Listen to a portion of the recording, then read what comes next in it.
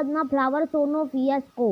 અમદાવાદના ફ્લાવર શોમાં ₹21 કરોડના ખર્ચે સામે આવક ₹6,52,00,000 કરોડની થઈ છે. તેમાં એન્ટ્રી ફી વધારતા સહેલાણીઓ ઘટ્યા છે તેવી ચર્ચા છે, જેમાં અમદાવાદ રિવરફ્રન્ટ પર ફ્લાવર શોનો ફિયાસ્કો થયો છે. ₹21 કરોડના ખર્ચે સામે માત્ર ₹6,52,00,000 કરોડની આવક થઈ છે. ફ્લાવર શોની ફીમાં વધારો થતાં મુલાકાતીઓનો ઘટાડો થયો છે. ફ્લાવર શોના દિવસોમાં વધારો કરવામાં આવ્યો હોવા છતાં આવક સરભર થાય તેવી શક્યતા નહીવત છે.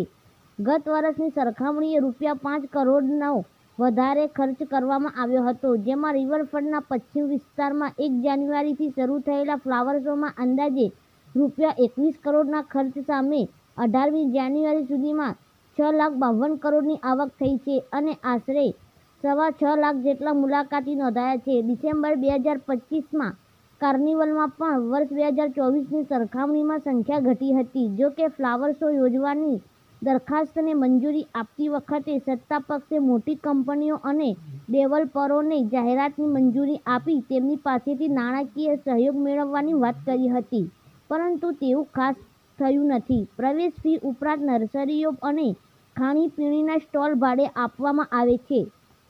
તેની ધાર્યા પ્રમાણે આવક થતી નથી.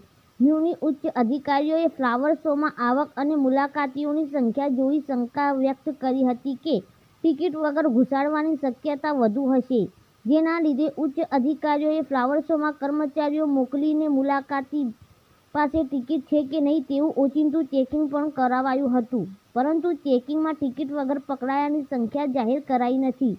જો જાહેર કરાય તો એટલો મોટો આંકડો તો મળવાનો નથી. ઉલટાનું મ્યુનિ અધિકારીઓ વિવાદમાં સપડાઈ જઈ શકે તે હેતુથી આ મામલે ચૂપકિદી સેવાઈ રહી હોવાની શક્યતા છે. Bureau chief Sunil Ganjawala.